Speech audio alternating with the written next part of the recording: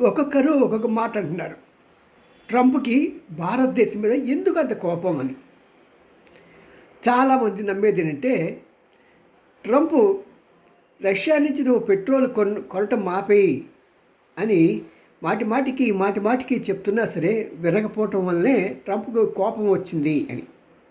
ఇక్కడ ఒక విషయం అర్థం చేసుకోవాలి. కోపం ఎవరికి వస్తుంది? హయ్యర్ స్టేజ్లో ఉన్నవాడికి, వాడికన్నా కింద స్టేజ్లో ఉన్నవాడి మీద కోపం వస్తుంది. అది ఒకప్పుడు భారత స్థితి. ఈ రోజున భారత స్థితి ఎలా ఉందంటే, నువ్వా నేనా అనేటట్టు అమెరికాతో ఉంది. మరి తన కోపం ప్రదర్శించడానికి భారతదేశం సాటి సహాయం కాదు కదా.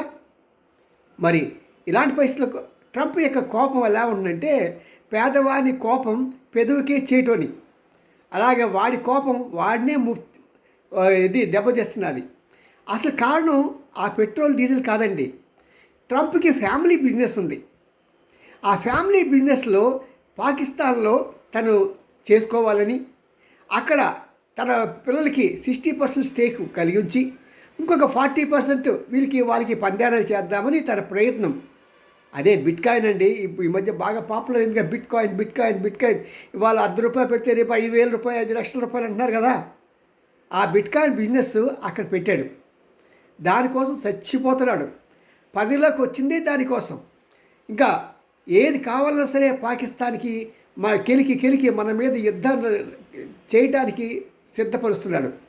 అంతేకాదు వాళ్ళ వైస్ ప్రెసిడెంట్ కూడా ఏమంటున్నారు తెలుసా? భారతదేశాన్ని ముక్కలు చేస్తామంటున్నారు.